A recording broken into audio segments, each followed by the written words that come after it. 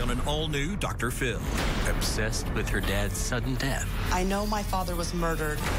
You say that he wrote a note in the Book of Mormon. She may be trying to kill me. She blames the hospital. 2 different sets of medical records have been produced. And his ex-wife. You speculated that she actually asked them to overdose him. Rex died because of natural causes. Because he was starving to death. I want answers. Let's do it. Have a good show, everybody. Here we go. This is a safe place to talk about hard things. Stand by. We'll count you down. Today's going to be a changing day in your life. 5, 4. I am not giving up on you.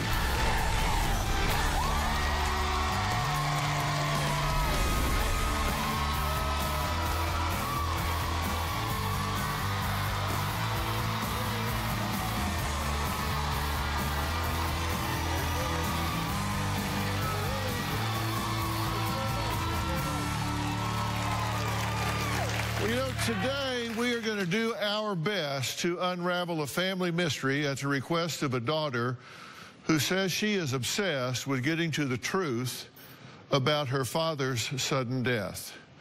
Now, Amanda's father went into the hospital complaining of shortness of breath, and 2 weeks later he was dead, and his daughter was left to plan his funeral. Now, while going through his personal belongings, Amanda says she discovered a mysterious note in his Book of Mormon, written from his hospital bed. She claims that it said, quote, "She may be trying to kill me." Amanda says she felt as if her father was speaking out to her from beyond the grave. She says she immediately took the note to the police because she thought her dad was trying to tell her that he had been murdered. And Amanda was convinced she knew exactly who killed her father. Take a look. I think my father, Rex Thomas, was murdered. In August 2014, my father was diagnosed with pulmonary fibrosis. He went to the hospital on December the 23rd and was transferred to the ICU 4 days later. By January the 5th, my father was dead. The day after my father died, we found a note that he left for us in his Book of Mormon. The note literally said, "My primary care nurse is forcing me to take fentanyl despite my oxygen saturation being at 72%. Fentanyl lowers oxygen saturation. I think she may be trying to kill me." And he signed and dated it and put the time. When I read my father's note, I was in shock, and it did not seem real. My father said he thought someone was trying to kill him, and 6 hours later he was dead. I know my father was murdered, and I want justice. Well, Amanda claims there has been a huge cover-up at the hospital. She says her father was an award-winning 28-year emergency room nurse himself, and she claims he knew exactly what the hospital was doing to him, and she says she will not stop until someone is held accountable. She says she took her evidence to the police and the DA and even knocked on the doors of the malpractice legal clerk, Aaron Brockovich, and Michael Jackson's family attorney, and no one would listen. Now, her mother, Sandy, says her daughter has become so obsessed these past 2 years with making someone pay that her own life is suffering. I have at least 450 pages regarding my father. Amanda's only concern in life is to get justice for Rex. Since my father died, every minute of every day is about working on his case all the time. I know it backwards and forwards because I've gone through it day in and day out for over 2 years now. This has become my life. Whenever any of her friends did call, the conversation always wound up talking about her dad and the death and the hospital, and she would cry and get really upset and angry. I would be at work and Amanda would call me just hysterically screaming, hard to understand. Amanda was so hysterical she couldn't hold a job. I haven't been able to keep a job because I've been looking for a job that allows me to investigate the way that I need to. These are the really relevant pages.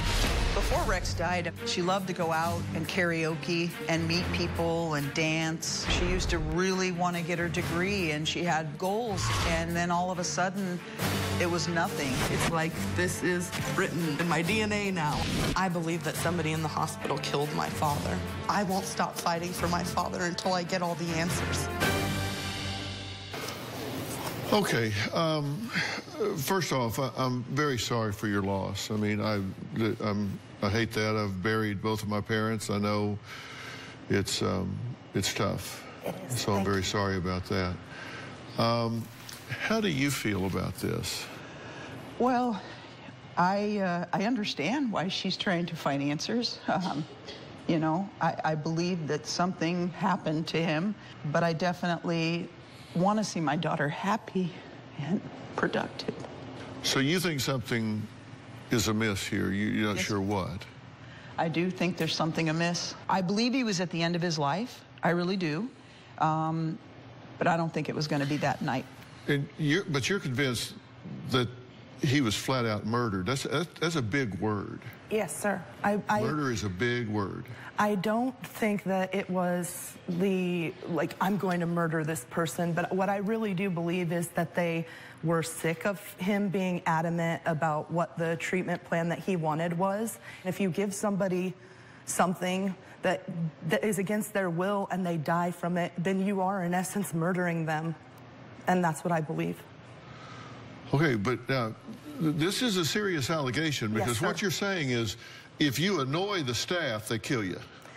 I believe that that's what happened in my dad's case. Well, that's what I'm saying. As well as... He was an annoyance, he was a pain. That's right.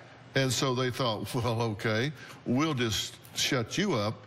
I do believe that's what happened. Okay. You say that he wrote a note. Yes. And he wrote the note in the Book of Mormon. It was January 4th of 2015, 10:06 p.m. And here's what it said. My primary care nurse is trying to get me to take the fentanyl, though she knows my O2 level is 72%. Now, fentanyl decreases O2. She may be trying to kill me. Yes, sir. Okay, now, when we're saying 72%, we're talking about oxygen saturation. That's right. And 72 is very low. Very low. You want it to be 100, certainly 98, 99. You want it to be very high, and 72 is very low, which means he's really struggling. That's right. And this is something that can suppress the respiratory functions. So if he's already low, to give him something that could have a suppressive effect on respiration would seem counterintuitive. I believe so. He was talking about how he thought that we're not out of the woods yet, but maybe I'll get out of here, maybe, you know, and then this. And what is your understanding of how many doses he was given? So initially I saw 12 entries, and I believe that he was given 12 doses of fentanyl. When I started an investigation with the State Board of Nurses, they assigned an investigator, and she went through the medical records with me and told me that although she sees the entries that I'm talking about, that some of them are them checking in on him after he was given the medicine, so that he was given around 5 doses. And so I don't know what to believe, to be honest with you. Well, coming up, why is Amanda so determined to get her father justice? There may be reasons that she has yet to reveal. We'll find out if so when we come back.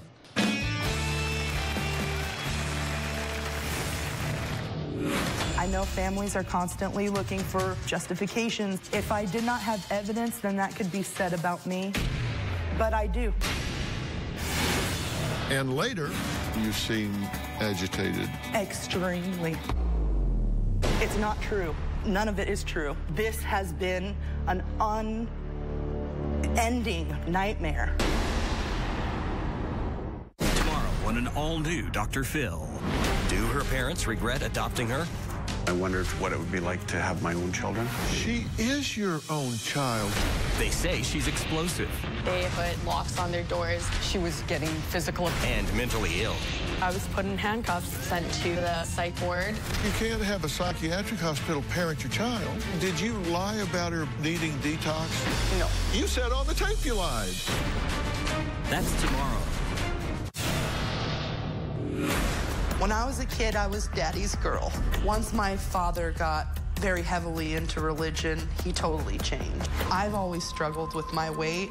He told me that men only marry women because they look good, and I don't look good, so I need to get an education so I can take care of myself. I feel like I disappointed my father when he was alive. But now I think my dad would be proud that I'm trying to seek justice for him. I don't know that Amanda would be so obsessed to find justice if she had reconciled the differences with her father before he passed away. Well, when 60-year-old Rex went into the hospital complaining of shortness of breath, little did he or his family realize that 2 weeks later, he would be dead. Now, while daughter Amanda was going through her father's belongings, she found his Book of Mormon, where Rex had left what she believes is a suspicious note written 6 hours before his death. The note said, quote, "She may be trying to kill me." Now, Amanda is convinced her father was murdered, and she says she has proof. Now, her brother Aaron says since Amanda has become so obsessed with her father's death, no one wants to be around her anymore because it's all she talks about, all she thinks about, all she focuses on. Take a look. My dad's death has really hurt Amanda mentally, emotionally, and socially. All the shady things that happened around my dad's death brought more demons into her life. Amanda has been hurt in the past by several boyfriends, and I think she's trying to turn to this case to remove herself from the social aspect of life. On the one side, she's trying to delve into the case, but it's really a cloak for her masking her fear of getting hurt. I don't know how to help Amanda. I've coped with his death by just numbing. Anything that causes an emotional response, I run from it. But Amanda has put herself in a perpetual state of reliving my dad's death again and again. She's tormenting herself. And I know that my dad would love to see her move on. He doesn't want her to lose her life. He already lost his. I don't want to see her suffer because it's hurting her. And it hurts me to see her hurt because she's my sister. And I love her. Aaron, thanks for being here. Yeah, thanks for having me. Notice you got a mutt with you there. Oh, he's the emperor. He's Yes. Bonaparte. I love dogs and I love service dogs. So Awesome. tell me where you come down on your sister's focus on this. My sister's kind of stuck in a rut where she is reliving it over and over every day. Why didn't the autopsy pick all of this up? That was something that I wondered about myself. When I did not initially go and get the hospital records, I waited for the autopsy report, and when it came back and said that there was absolutely no trace of fentanyl or morphine in his system, it did not sit right with me, and that's when I went and got the medical records and found those doses. They say that he died of natural causes.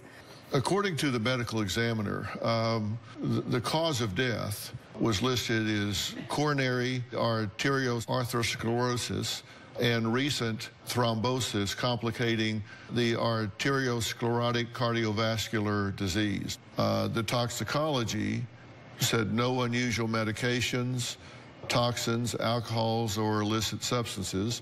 Fentanyl was not detected in these analyses. In summary, no evidence of drug toxicity or deliberate poisoning, evidence of sudden natural cause of death. And, you know, he was quite ill. Yes, sir. Right? And he died. The cause of death that they're assigning here is consistent with the illness that you know that he had. The pulmonary fibrosis, yes, sir. Right. I know families are constantly looking for reasons and justifications and things like that. If I did not have evidence, then that could be said about me. But I do. 2 different sets of medical records have been produced, and the note. And if my dad did not have any kind of medical training, then you could throw that away. But he was a 28-year emergency room nurse. The hospital has told us lies on the day that he died. The person who we spoke to, if you have any questions, please feel free to give me a call. And I just feel like all I'm trying to do is to, first of all, get some answers. And if something happened, get some justice for my dad. But more importantly, I don't want this to happen to other people. Well, coming up, Rex's best friend and former wife says he wasn't murdered. We'll see why she says that after the break.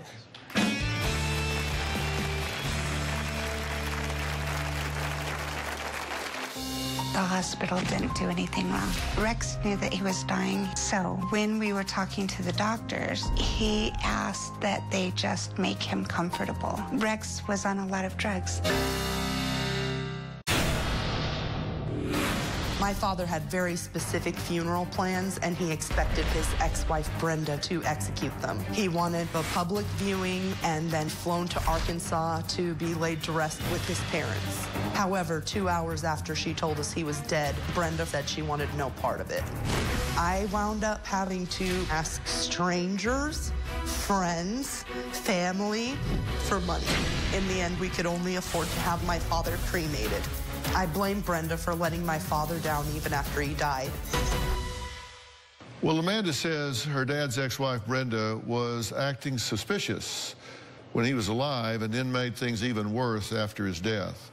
Amanda wonders if Brenda asked the hospital to give him a final dose of fentanyl to kill him so she could collect Rex's life insurance. Brenda says, look, no way. Rex knew going into the hospital that he was not coming out. Take a look. I was married to Rex about 7 years. Even after we divorced, we remained close. When Rex was in the hospital, he gave me medical power of attorney for him. Rex had told me and my children that he would not go to the hospital until he felt like the end was here. Rex knew that he was dying, so when we were talking to the doctors, he asked that they just make him comfortable. So they agreed to just give him the drugs that would make him comfortable. I can understand why Amanda thought Rex was getting better. Rex was on a lot of drugs, and it made him feel well enough that maybe he thought he wasn't going to die. But in reality, he was still dying. I want to support Amanda, but I want her to know that the hospital didn't do anything wrong. Okay, Brenda, thank you for being here. You're making a very serious speculation here that she actually asked them to overdose him. So I think that that is a possibility. That's why I said it's speculation. Yes, sir. Brenda, what do you want to say? Rex died because of natural causes. When Rex and I met with his doctors, they said the best that we can do is give you drugs to make you comfortable. And he said, okay, that's the way that I want to go. So your understanding is he wanted them to keep him comfortable in the end stages? Absolutely. And that's not at all what happened. He was adamant that he wanted total parental nutrition, which is intravenous sustenance, because he was starving to death, because he wasn't able to remove his mask to eat. They kept having him jump through all these hoops, and every time he would jump through another hoop, then it's another hoop and another hoop before he can get the TPN, until the point that he finally told me, I want you to go to the media, and I want some attention be brought to this, because I feel like they're refusing to give me this this intravenous sustenance because of the fact that I'm on Access State insurance, and this is $1,400 a bag. So he was in, he did not tell them he wanted to be comfortable. If anything, he made the situation very uncomfortable for everybody that was on that medical staff, because he wanted what he wanted and they wouldn't do it. Okay, so let me see if I understand this correctly then. So you're feeling that he was murdered by the hospital, and your reasoning for this, your logic for this, is that, number one, he was being a real pain to them. That's right. And so they wanted to shut him up. I think so. And then there were inconsistencies in the autopsy report, because you're saying he was given these drugs according to the medical records, but they didn't show up in the autopsy report. That's right. And there was blood work done, in the autopsy report. Yes, sir. And you would like to retest some of these tissues, but lo and behold, there's no tissue left to test. So all of that taken as a whole causes you to believe that there was foul play with regard to your father's death. Yes. Okay. Now, when we come back, Amanda blames Brenda for ruining his father's final wish in terms of what was going to happen. And we're going to talk about that and get to the bottom of this when we come back.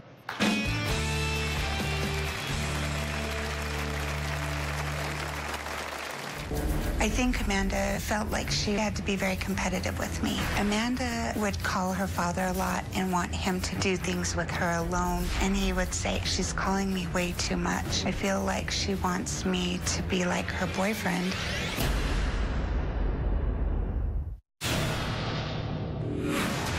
My father's ex-wife, Brenda, is maniacal, backstabbing.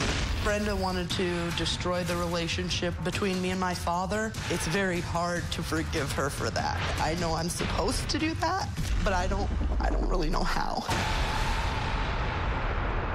Well, Amanda says Brenda seems like a sweet, innocent lady, but she says she's anything but. She says Brenda tried everything she could to keep Amanda away from her father, and that's why she didn't have a good relationship with him.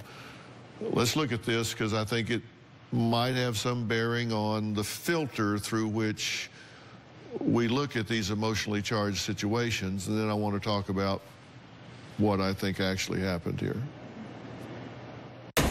I'm a special ed teacher, and I always approach things with understanding. So I can understand Amanda feeling jealous. Maybe she felt like Rex had left her and her family for us. Amanda would call her father a lot and want him to do things with her alone. And there would be times that we would be someplace and his phone would ring and he would say, I'm not going to get that. I would ask him, who is it? And he would say, Amanda, she's calling me way too much. I feel like she wants me to be like her boyfriend. One time we were at Six Flags and I hadn't taken a jacket with me. Rex gave me his little hoodie, and then Amanda kept coming over and saying, Daddy, I'm really cold. Eventually I just gave her the jacket. I think Amanda felt like she had to be very competitive with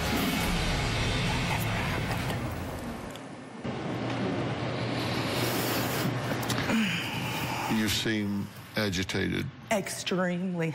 I'm sorry, Dr. Phil, but I'm livid.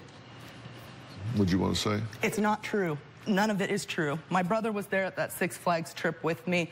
Never did I even wear a jacket because I overheat. So I'm already warm wearing this. Nor does she call her dad Daddy. I don't call my dad Daddy, nor have I since I was 8 years old. Additionally, I called my father maybe 3 times a week. So if that's excessive, I apologize to him. He died 4 hours later. She called to tell me that he was dead. 4 hours. We're the family. She's an ex-wife. I'm an ex-wife, but she's family, and he damn sure is family. And 4 hours later, she calls, and she says, I have to go to work. I just have to go to work. That seemed a little fishy to me, and then all of a sudden she said, you know, I've just been thinking about it, and I really just think that Amanda and Aaron should handle their own father's death, so I'm going to bow out. And it wasn't just that, I have to go to work. It was, she called and said, I have no way to get, I have to go to my job and I can't get out of it. I've told the hospital staff to leave your father's body so you can say your goodbyes, but I have no way to agree or to confirm that that will happen for you. She lied to us and told us that she had to go to work. And then when we drove up to my dad's house, we found her and her current husband loading my dad's property up, third car load in. The cops told her to bring the stuff back. She brought back the things that had no material, no value at all. My question is, what does this have to do with your father's cause of death? It doesn't have to do with my father's cause of death. It has to do with, he died. That should be the worst part that you have to deal with. And yet, this has been an unending nightmare. Okay. And she's a major part of the nightmare.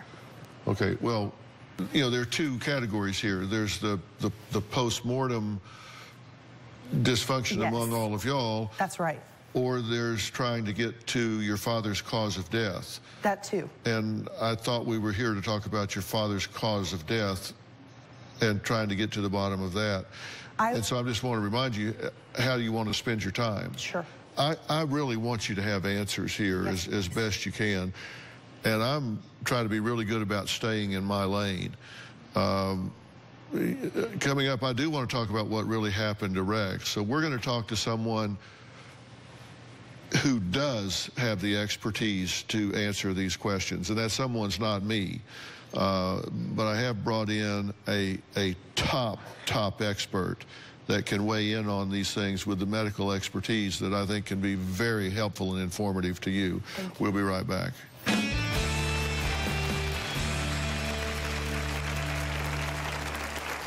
My mom and I drove to my dad's house. I saw Brenda and this man loading my dad's things into their vehicle. My mom stepped in front of me, and she held out her hand like a stop sign. Tomorrow on an all-new Dr. Phil. Is their daughter mentally ill? I was put in handcuffs, sent to the psych ward. Did you lie about her needing detox? No. You said on the tape you lied. That's tomorrow. I will not quit until my father's story is heard. I have written to anybody I could think of. Aaron Brockovich, Michael Jackson's family, Barack Obama, Oprah, 48 Hours, 2020. I really feel that the only way that there will be any type of justice is through Dr. Phil's help. We gave Rex's medical records and autopsy report to Professor of Cardiology at Wayne State University School of Medicine and America's Healthy Heart Doctor, Dr. Joel Kahn, who says Amanda just simply would never win her fight in court. Doctor, thank you for being here. I really appreciate it. Thank you, Dr. You Phil. have spent a lot of time really deconstructing these records and going back in time.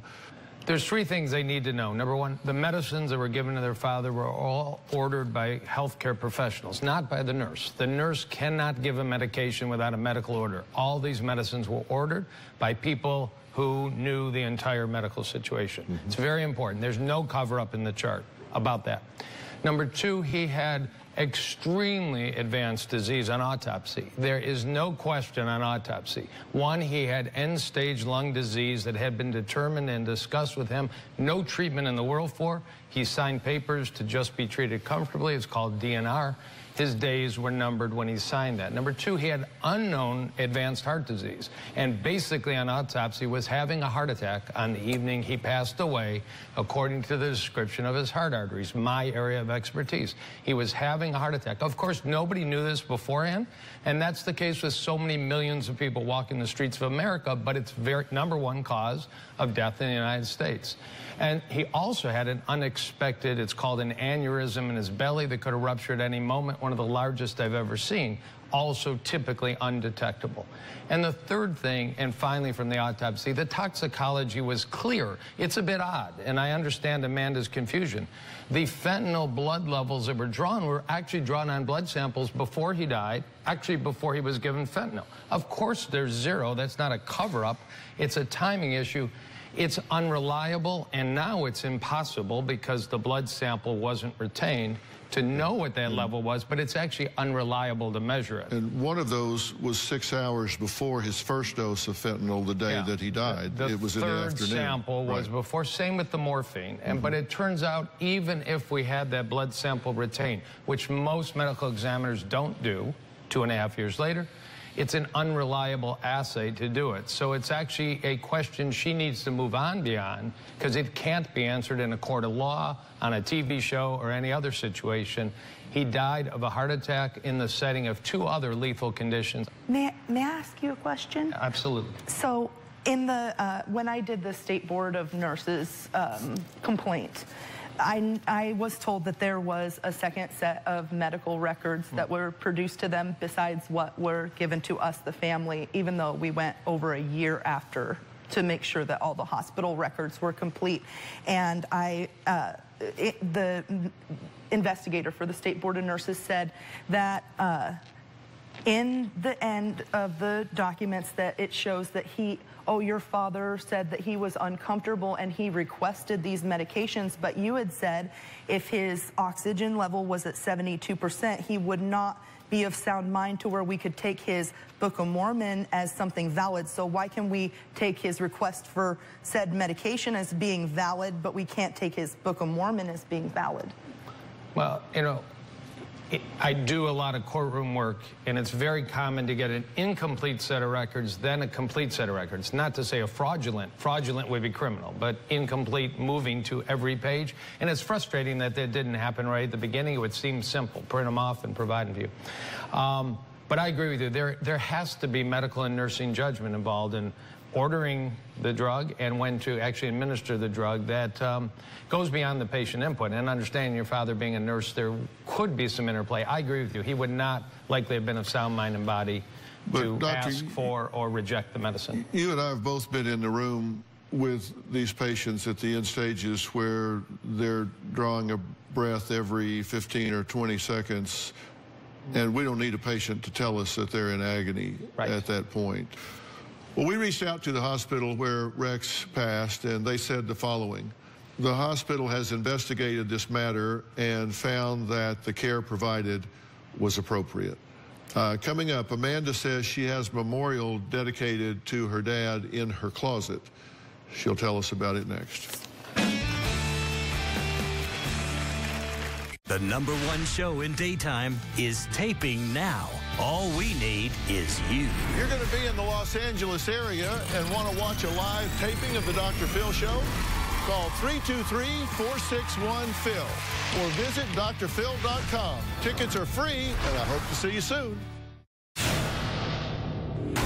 This is the closet where I keep my dad's ashes, my urn, and then also the urn that's going to be buried with his parents. Rex's ashes are actually the first thing she sees when she wakes up, and it's the last thing she sees before she goes to bed, and I just don't think it's good for her. Some of my dad's ashes are in this keepsake urn. Amanda really needs closure.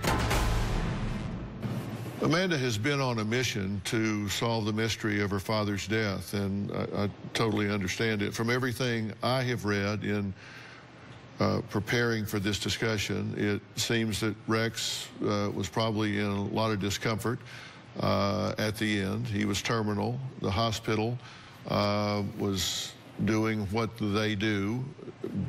Did they do it perfectly? It would be the first time that a hospital ever did anything perfectly, or anyone else. Now, according to Dr. Kahn and the medical examiner, Rex died of natural causes. And this was probably set in motion long before he went into the hospital. And not anything anybody failed to do or anything that anybody did was going to change that.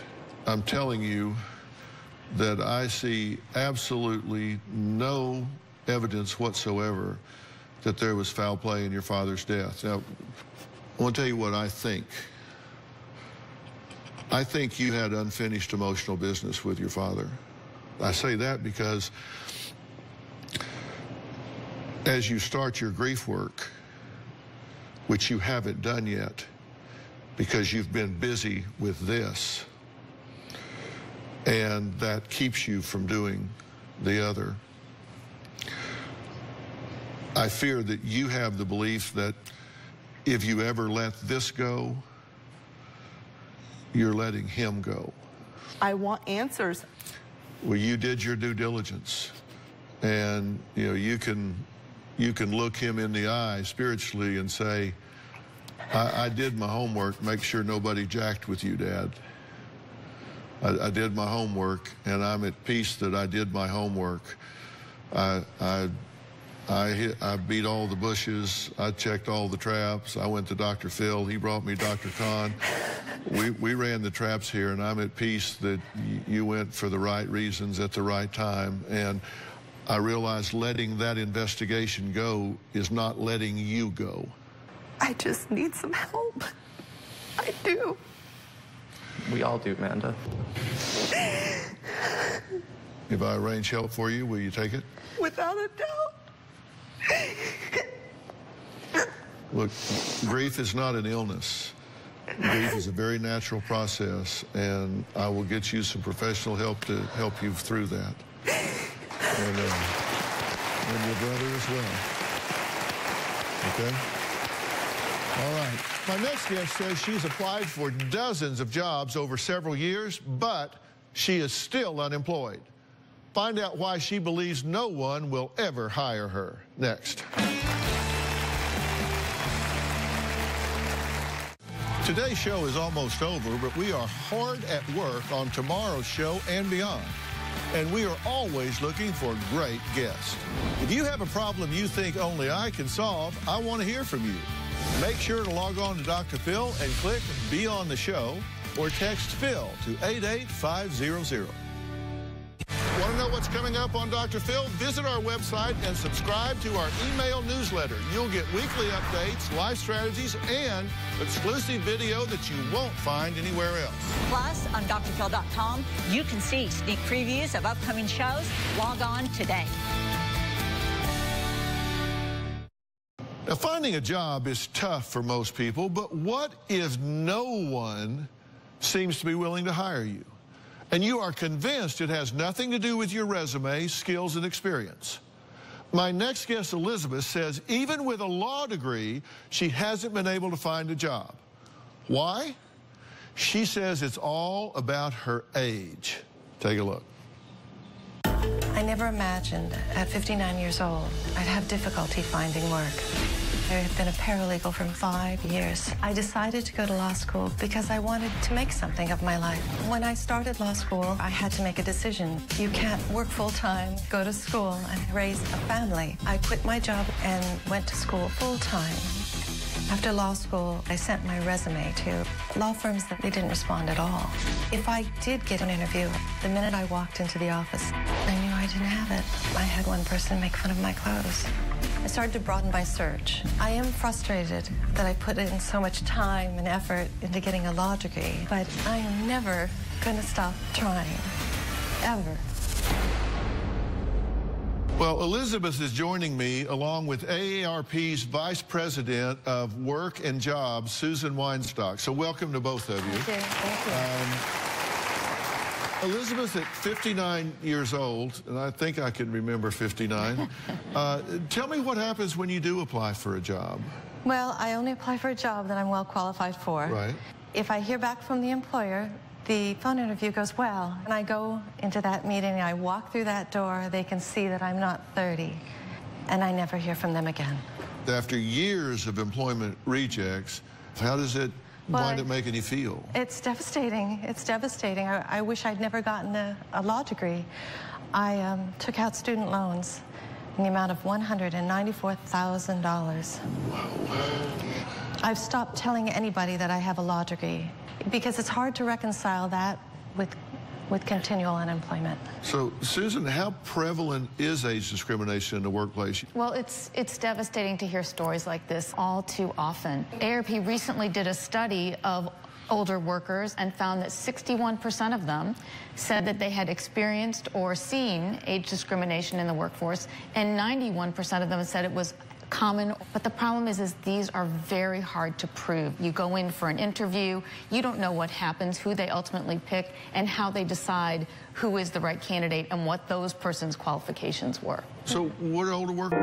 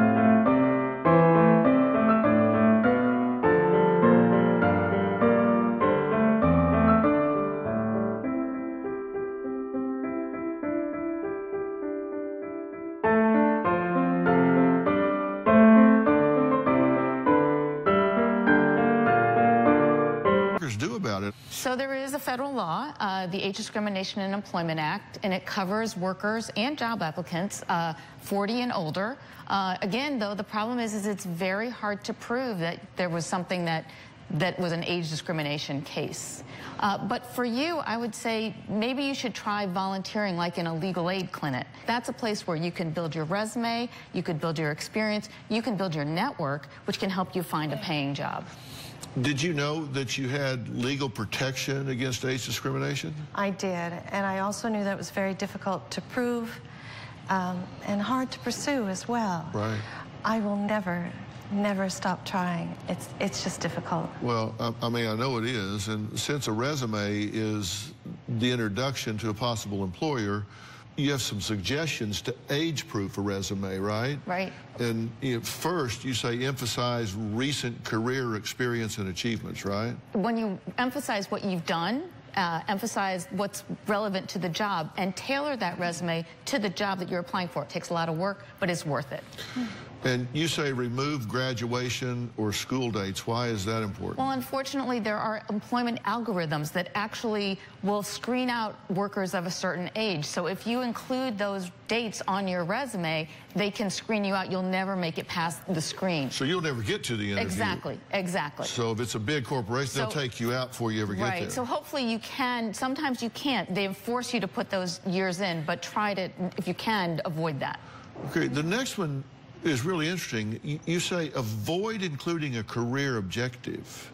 Right, because your career objective is that you want a job. And a resume is so short, it's only 2 pages, so you don't have a lot of space to add additional things. Okay, and you say include up-to-date computer skills that are relevant to the job so they know you're tech-savvy and up-to-date. Exactly. Yeah. You talk about the computer systems that you know, that you use, that people are using in your field. You say avoid broad statements about experience. What do you mean? Well, again, this is when you say experience 20 years, 30 years. It sounds great. Unfortunately, what ends up happening in the real world is that will screen you out. So it's better not to include those broad 20 years of experience type of statement. Yeah, because if you say that, you're back into the algorithm. Exactly, again, right? Exactly. So yeah, I got 30 years experience and this guy's 30 years old. Right, and you would think that would be good, but unfortunately in today's workforce, that doesn't seem to be the case. Yeah. They need to realize that if we've been around a while, we've got a little experience, a little wisdom to bring to the thing. Look, anyone who is experiencing age discrimination in the workplace or while looking for a job, you just absolutely have to go to aarp.org/work. You can learn more about your legal rights, job search tips, and connect with employers who do value experienced workers. And trust me, there are those people out there. And this website, I just have to tell you, you might think this is just for people that are advanced in age. It is not. There is wisdom there for everybody at every age. Robin and I just love this website, and you really want to go there. I want to thank all of my guests today. A special thanks to AARP and Susan Weinstock. Thank you so much. Thank you. If you have a situation in your life and you'd like my help, just send me an email at drphil.com. You can also connect with me on Facebook, Twitter, and Instagram. We'll see you next time. Best of luck.